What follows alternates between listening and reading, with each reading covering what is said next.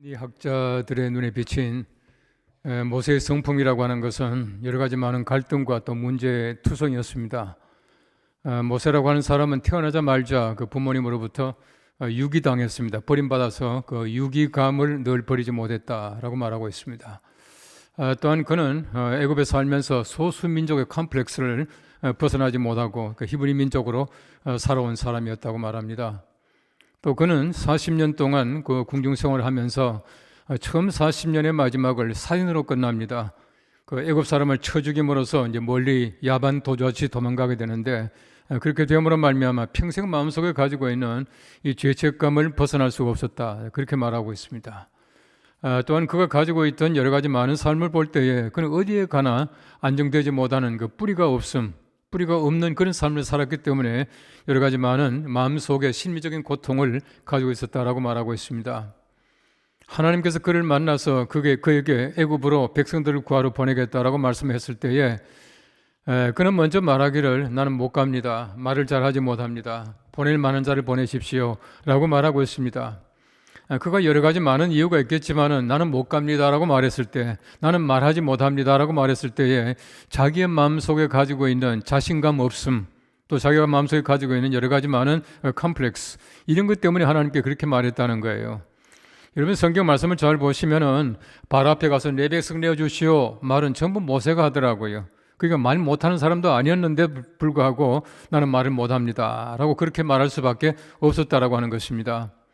모세가 가지고 있던 여러 가지 많은 상황 가운데서 보시면은 두 번째 40년의 광야 생활이라고 하는 것은 미디안 광야에서 자기의 양도 아닌 자기의 그 장인 이드로의 양을 치고 있었다, 그렇게 말하고 있습니다.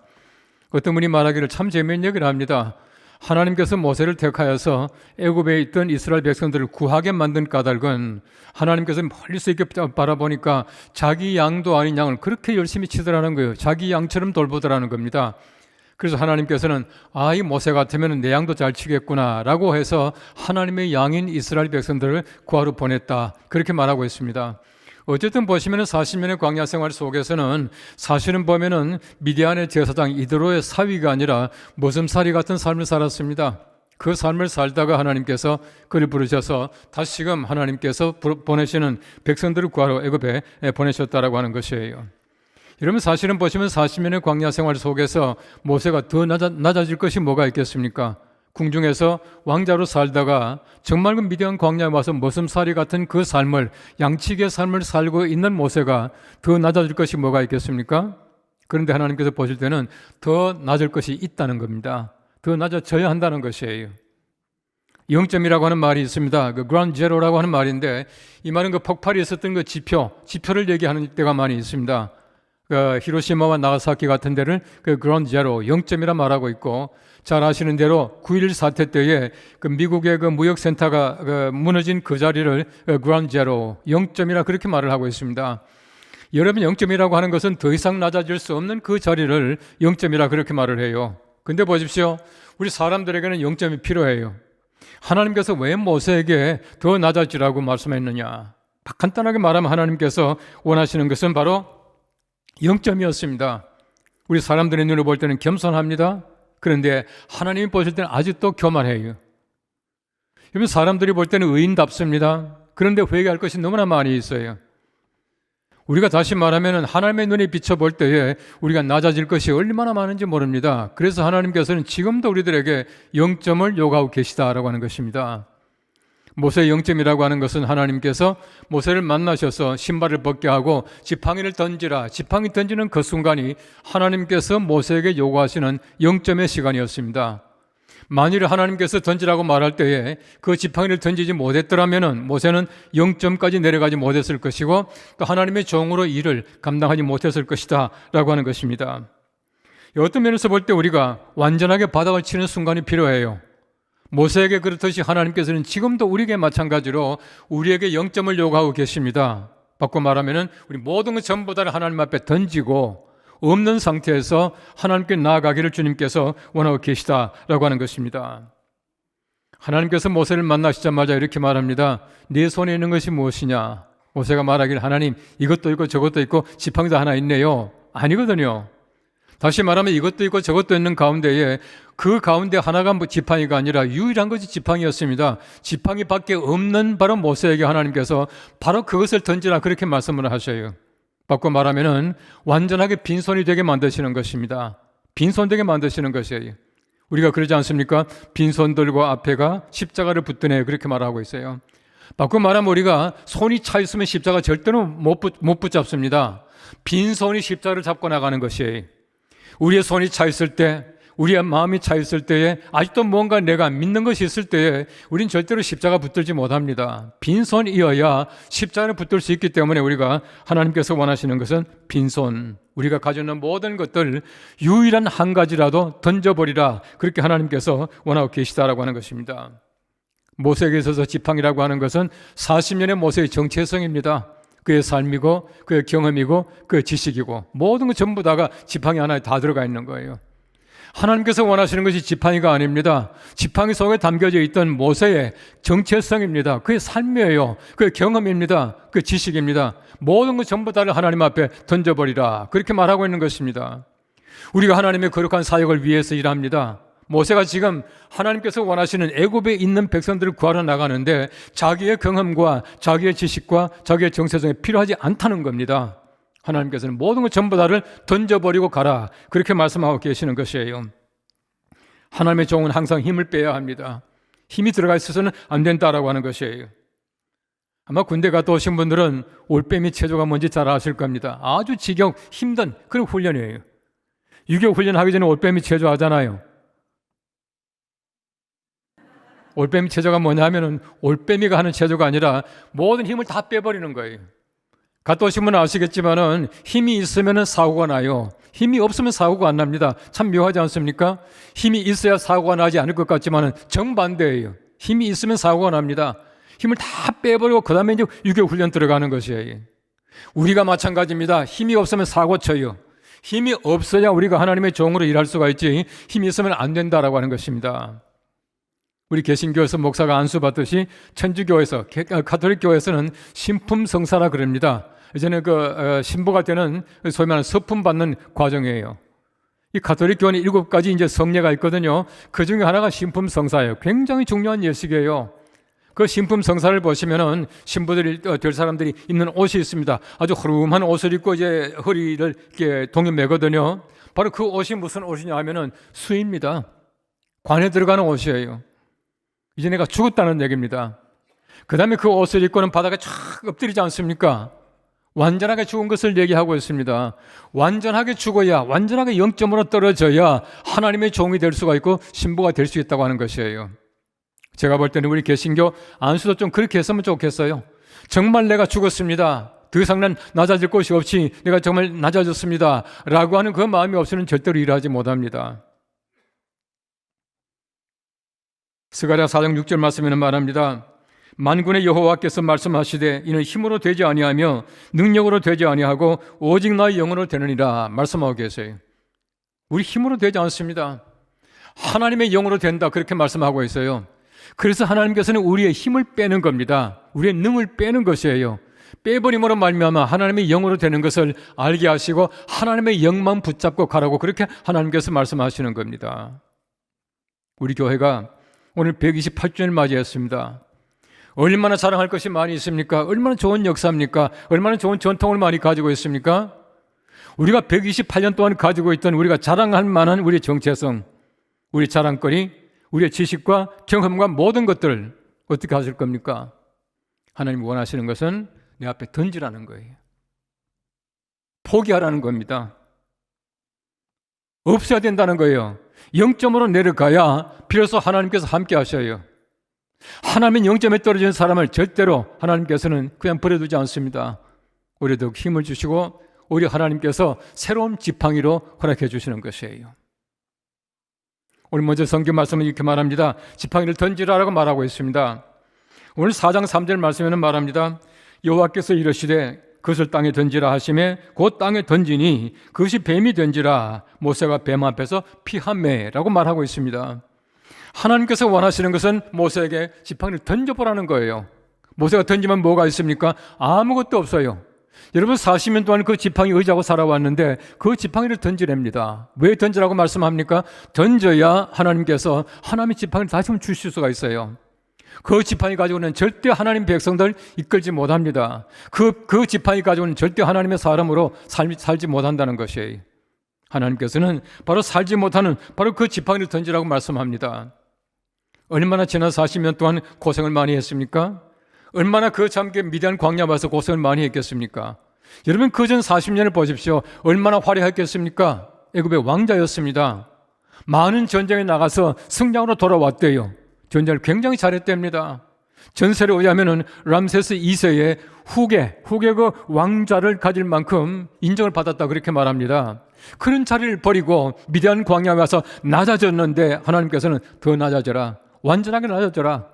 지금까지 가지고 있던 모든 지식과 경험도 다 버리라. 그렇게 말씀하시는 것이 쉬운 일이겠습니까? 그런데 이것을 버리지 못하면 절대로 하나님께서 원하시는 그 일을 감당하지 못해요. 하나님께서는 비우게 하시기 위해서 채우셔요. 참 역설적이죠. 하나님은 채우시기 위해서 비우셔요. 여러분 애굽으로 갔던 요셉을 잘 보십시오. 요셉을 잘 보시면은 하나님께서 그에게 꿈을 통해서 7년 동안 창고를 넘치게 베풀어 주세요. 채우게 만드셔요. 왜 채웠죠? 간단합니다. 7년 동안 비우게 하시려고 채우신 것이에요. 하나님께서는 비우기 위해서 채우신다고요. 왜 우리가 차 있습니까? 왜 아름다운 역사를 가지고 있습니까? 왜 128년입니까? 왜 내게 감당할 수 없는 하나님의 은혜를 주셨습니까? 이 모든 건 전부 다 하나님께서는 비우게 하기 위해서 채우신 것이에요. 우리의 128년 하나님께서 비우게 하기 위해서 채우신 하나님의 역사요, 하나님의 은총입니다. 우리가 그 일을 알지 못하면 절대 우리 하나님께서 우리 교회를 통해서 129년 이후의 역사를 이어가지 못하실 것이다 생각이 되어져요. 여러분 잘 보십시오. 요즘엔 쓰지 않습니다만 두레박 잘 알지 않습니까? 여러분 우물에 가서 두레박이 물이 가득 담겨 있으면 더 이상 담길 물이 없지 않습니까? 빈 두레박에 바로 많은 물을 담을 수가 있어요. 바로 그게 두레박입니다. 하나님이 원하시는 것이 무엇이겠습니까? 빨리 비워라. 그래야 내가 채운다 이 말이에요. 빨리 던져라. 없어야 내가 내 지팡이를 주겠다는 것입니다. 이것이 바로 하나님께서 모세에게 먼저 요구하시는 던지라라고 하는 그런 말씀이었습니다. 제가 자주 얘기합니다만 누가복음 5장 말씀 보시면은 모세가 예수님 만나는 장면이 나와요. 근데 예수님께서는 모세가 많은 고기를 잡고 만선으로 기쁘게 돌아오는 날 나타나셔가지고 베드로야, 시몬아 이렇게 하신 것이 아니에요. 아무것도 잡지 못한 날이에요. 밤새도록 그물을 던졌지만 잡지 못한 그날에 주님께서 오셨어요. 왜입니까? 영점에 있는 사람에게 하나님께는 다가가셔요. 복을 주셔요. 여러분 38년 된 그 병자를 보십시오. 그 베데스다 못가에 얼마나 많은 사람이 있었습니까? 그 많은 사람이 있지만은 38년 된 병자는 물이 동했지만은 스스로 들어갈 수 없습니다. 누구도 같이 데려갈 사람이 없어요. 바꿔 말하면 그 사람은 그 있으나 마나한 사람입니다. 완전히 0점이에요. 바로 그 0점이 사람에게 예수님께서는 다가가셔서 상을 들고 걸어가라 라고 말씀하시고 고쳐주시는 것이에요. 12알의 혈루증으로 앓던 여인도 마찬가지였습니다. 얼마나 많은 의사에게 얼마나 많은 고통을 당했습니까? 있던 돈도 다 흡입했습니다. 아무것도 없습니다. 예수님의 옷자락 외에 어떤 것도 그에게는 희망이 없어요. 예수님께서는 바로 그 0점인 여인에게 낫게 만들어주셔요. 지금도 주님이 원하시는 것은 우리의 0점입니다. 내가 정말 낫다고 말하지만 더 낮아져야, 더 버려야, 던져버려야 하나님께서 우리들에게 비로소 은혜를 베풀어 주신다라고 하는 것을 얘기해 주고 있는 것이에요. 우리가 성경 말씀해 보시면은 여러 좋은 예들이 많이 있지만은 여러분 그 바울을 잘 보십시오. 이 바울이라고 하는 사람은 얼마나 지식이 많습니까? 여러분 그 당시에 가말리엘의 문화라고 하는 것은 지금 서울대학교가 문제가 아니에요. 아무나 들어갈 수 있는 그 소위 말하는 그 가문이 아닙니다. 거기에다가 얼마나 많은 율법과 얼마나 많은 철학을 공부했습니까? 많은 지식을 가지고 있었습니다. 그의 가문이 얼마나 훌륭합니까? 나면서부터 로마 시민권을 가질 만큼 가문이 훌륭한 가문이었어요. 여러분 그 당시 로마 시민권이라고 하는 것은 정말 엄청난 권력이었습니다. 근데 이 모든 것 전부 다를 버리고 배설물로 여겼다 그렇게 말하고 있지 않습니까? 바울이 버립니까? 바울이 버린 것이 아니라 바울의 그 모든 지식과 바울이 가졌던 모든 것의 소유권을 주님께 드리는 것이에요. 여러분 바울을 보십시오. 바울이 그 좋은 학문과 좋은 율법적인 지식이 없이 그 많은 서신을 썼겠습니까? 바울 서신을 보십시오. 아무나 쓰지 못하는 글이에요. 바울이 급할 때 뭐라 그럽니까? 로마 시민권자요 그렇게 말하지 않습니까? 얼마나 좋은 일입니까? 다시 말하면 그 모든 것을 나를 위해 쓰는 것이 아니라 예수 그리스도를 위하여, 복음을 위하여 썼다는 겁니다. 이번에 버리는 것이에요. 버렸다라고 하는 것은 하나님의 것으로 드렸다는 겁니다. 완전히 버리는 것이 아니에요. 우리가 버리게 되면은 하나님의 것으로 사용하신다라고 하는 것을 얘기해 주고 있는 것입니다. 우리가 아직도 충만할 때 절대 하나님이 쓰시지 않아요. 여러분 성경 말씀에 다윗을 보십시오. 얼마나 많은 전쟁했습니까? 정말 전쟁꾼이었거든요. 전쟁에 나갈 때보다 하나님에게 물어봅니다. 하나님 어떻게 할까요? 올라갈까요? 말까요? 언제 갈까요? 전부 물어봤습니다. 그런데 이 다윗이 전쟁에 많이 승리하다 보니까 좀 교만한 마음이 들었죠. 요압 장군을 통해서 머리를 개수하게 만들어요. 하나님이 얼마나 진노하십니까? 하나님께서는 내가 세 가지 벌을 내리겠는데 세 가지 하나를 택하라.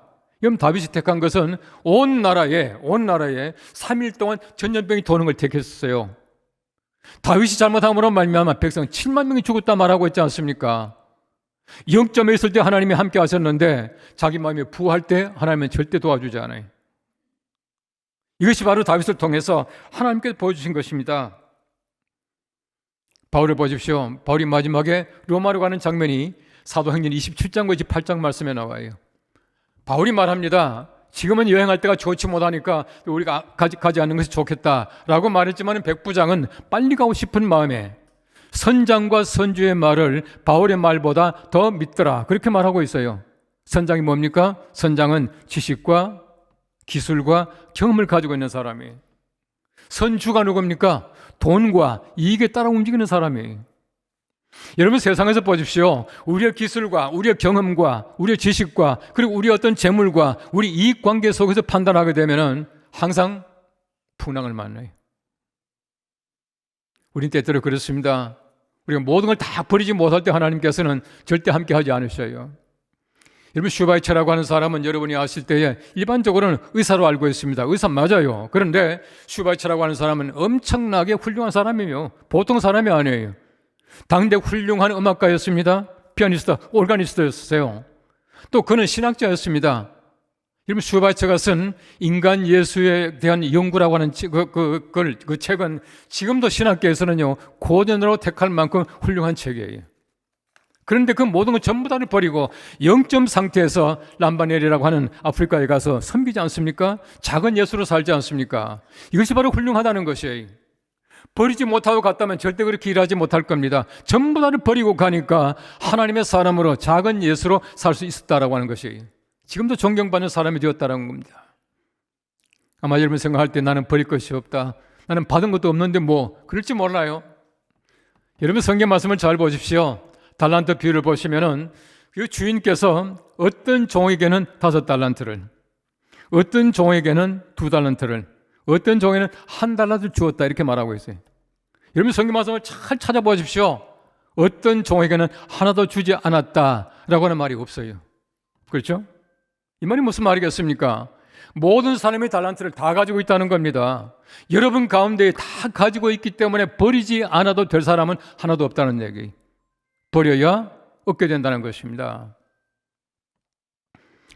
내가 주인 삼은 모든 것 내려놓고, 얼마나 좋은 찬양입니까? 이 찬양 한번 하고 지나가겠습니다.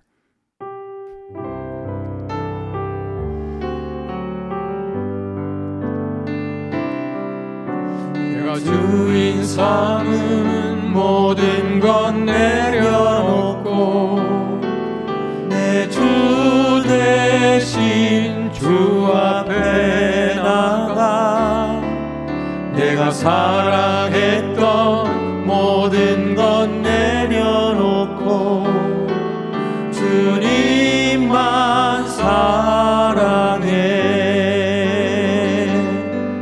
내가 주인 삼은 모든 것 내려놓고 내 주 대신 주 앞에 나가 내가 사랑했던 모든 것 내려놓고 주님만 사랑해.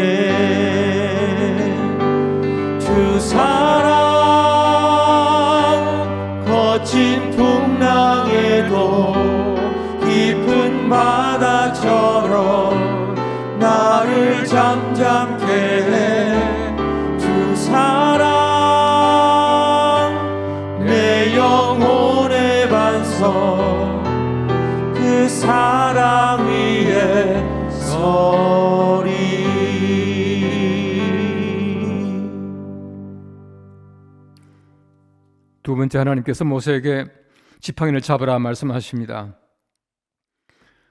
오늘 4장 4절 말씀에는 말합니다. 여호와께서 모세에게 이르시되 네 손을 내밀라 그 꼬리를 잡으라. 그가 손으로 내밀매 그것을 잡으니 그의 손에서 지팡이가 된지라. 하나님께서 원하시는 것은 던지는 것뿐만 아니라 다시금 잡으라고 말씀하고 계셔요. 왜 꼬리를 잡으라 말씀합니까? 제가 여러 번 말씀한 것 같습니다만 우리가 꼬리를 잡는 것은 절대 안 해요. 이런 뱀은 꼬리를 잡지 않습니다. 그런데 뱀이라고 하는 것은 모세의 상징이에요. 모세가 나오는 영화를 보시면은 왕관에 뱀머리가 하나 이렇게 붙어 있어요. 바꿔 말하면은 모세가 아무리 포악하고 아무리 무섭다고 하더라도 괜찮아. 꼬리만 잡아도 이겨 이 말입니다. 우리가 세상에 보십시오. 세상에 아무리 포악하고 무섭다고 하더라도 우리가 꼬리만 잡아도 이길 수 있는데 그렇지 못할 때가 얼마나 많은지 몰라요. 내가 지팡이를 던졌습니다. 다시 잡으라고 말씀하고 계셔요. 여러분 다시 잡으라라고 하는 그 말은 아하즈라고 하는 말인데 이 아하즈라고 하는 말은 제지하다, 조롱하다는 뜻을 가지고 있네요. 참 재미있는 말이에요. 조롱하다. 이 조롱하다는 말이 무슨 말입니까? 우습게 보는 거예요. 이런 뱀이 아무리 포악하지만은 조롱할 수가 있습니다. 바로가 아무리 포악하지만은 모세가 가면은 조롱할 수가 있어요. 여러분 세상이 아무리 포악하지만은 하나님의 지팡이를 가지고 나아가게 될 때 우린 세상에서 조롱받는 자가 아니라 세상을 조롱하며 살아갈 수가 있어요. 참 재미있는 거는요. 오늘 성경 말씀을 잘 보시면은 바로 모세가 던진 지팡이가 뱀이 되었습니다. 뱀을 다시금 잡으니까 지팡이 되었죠. 그 지팡이는 다시 뱀이 되지 않아요. 다시 뱀이 되지 않습니다. 왜 뱀이 되지 않습니까? 바로 그 지팡이가 하나님의 지팡이로 변했기 때문에 그래요. 우리가 세상에서 내 지팡이 가지고 나갈 때 얼마나 많은 사람을 위협합니까? 여러분 이 지팡이 가지고 얼마나 많은 사람을 내가 때립니까? 그런데 하나님의 지팡이로 변한 다음에는 절대 그 지팡이가 다른 사람에게 위협적이거나 공포감을 주지 않는다는 얘기예요. 하나님의 지팡이는 그렇습니다. 사랑의 지팡이요 능력의 지팡이다 라고 하는 것을 얘기해 주고 있는 것입니다. 만일에 모세가 던지라는 말만 순종하고 잡으라는 말을 순종하지 않았더라면 아마 모세가 능력을 행하지 못했을 거예요. 잡으라. 잡으니까 바로 그것이 하나님의 지팡이가 되었다라고 말하고 있습니다. 4장 17절 읽지 않았지만 이렇게 말합니다. 너는 이 지팡이를 손에 잡고 이것으로 이적을 행할지니라 라고 말하고 있어요. 하나님께서 원하시는 것은 바로 이 지팡이가 이적을 행하라고 하는 것이 4장 20절 말씀 말합니다. 모세가 그의 아내와 아들들을 나귀에 태우고 애굽으로 돌아가는데 모세가 하나님의 지팡이를 손에 잡았더라 라고 말하고 있어요. 더 이상 모세의 지팡이 아닙니다. 더 이상 나무 막대기 아니에요. 더 이상 힘이 없는 지팡이가 아니라 하나님의 지팡이로 변했다라고 말하고 있습니다. 던질 때에 하나님께서는 그 지팡이를 하나님의 지팡이로 만들어 주셔요. 내 모든 것 전부 다를 던질 때 정말 하나님께서는 내 모든 것을 하나님의 소유권으로 맡기시고 하나님께서는 그것을 하나님의 능력 가운데 사용하신다는 얘기예요. 그 지팡이 보십시오. 난리가 안 갖다 탁 치니까 난리가 피가 되었어요. 그 지팡이를 흔드니까 이가 나타납니다. 메뚜기 나타나요. 우레와 우박이 떨어졌습니다. 여러분 그것을 가지고 홍해를 갈랐습니다. 그 지팡이 가지고 물을 냈습니다. 못하는 것이 없다는 얘기입니다. 모세의 지팡이 안에 모세의 지팡이는 아무리 힘이 없습니다. 그러나 던지고 다시금 잡을 때에 그 지팡이가 하나님의 지팡이가 되니까 놀라운 이적이 나타납니다. 능력이 나타나요. 우리의 것이 마찬가지예요. 내 작은 지식이지만 내 작은 경험이지만 내 작은 것이지만은 그럼에도 불구하고 내가 하나님 앞에 모든 걸 다 던집니다. 다 던지고 소유권을 하나님께 드릴 때에 우리의 작은 지식 같지만 엄청난 지식이 돼요. 우리의 작은 경험 같지만 놀라운 경험으로 나타납니다. 우리를 통해서 하나님께서는 이 세상에 이적을 베풀어 주셔요. 이것이 바로 하나님께서 우리에게 잡으라라고 하는 하나님의 지팡이입니다. 하나님의 것을 가지고 나아가야 우리가 비로소 그렇게 살아갈 수가 있다라고 하는 것을 얘기해 주고 있어요. 이스라엘이 르비딤이라고 하는 광야에서 처음으로 아말렉과 전쟁을 하게 됩니다. 한번 상상해 보십시오. 여러분 그들이 막 종살이 하다가 도망쳐 나온 사람들인데 전쟁할 수 있겠습니까? 훈련을 받았습니까? 완전히 오합지졸이에요. 전쟁 못할 겁니다. 출애굽기 17장 9절 말씀에는 말합니다. 모세가 여호수아에게 이르되 우리를 위하여 사람들을 택하여 나가서 아말렉과 싸우라. 내일 내가 하나님의 지팡이를 손에 잡고 산 꼭대기에 서리라 라고 말하고 있어요. 전쟁에 이긴 것은 모세가 아니라 하나님의 지팡이였습니다. 전쟁에 이긴 것은 이스라엘 백성들이 아니었습니다. 하나님의 지팡이로 말미암아 능력으로 말미암아 이기는 것이지 우리 사람의 능력이 아니. 사람들이 아무리 힘을 써도 못 이길 그 전쟁을 이기게 만들어 주셨다. 그렇게 말하고 있는 것입니다.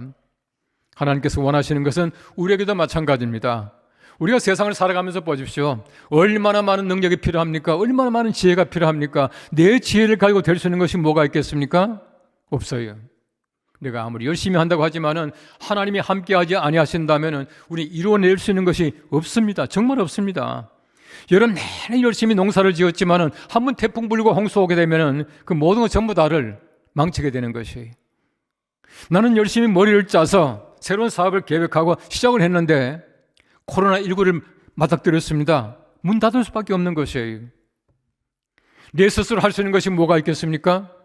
내 모든 것 전부 다를 하나님 앞에 던지고 다시금 내가 하나님의 능력의 지팡이를 가지고 있어야 비로소 우리가 하나님께서 우리와 함께 하시고 그 지팡이로 이적 같은 새로운 삶을 시작하신다는 것입니다. 우리가 가지고 있던 우리의 지팡이를 하나님께 드릴 때에 하나님께서는 나의 지팡이가 아니라 하나님의 지팡이로 사용하시고 우리 민족의 지팡이로 사용하실 것입니다. 민족을 이끌 만한 힘을 주실 것입니다. 모세에게 하셨듯이 우리에게도 마찬가지로 그 일을 맡기실 것이에요. 우리 교회가 마찬가지입니다. 128년의 모든 우리 지팡이를 하나님 앞에 던질 때에 하나님께서는 우리들에게 하나님의 지팡이, 새로운 지팡이를 주시고 그 지팡이는 우리 교회 지팡이가 아니라 한국 교회 지팡이, 세계 교회 지팡이가 되게 해줄 줄로 믿습니다.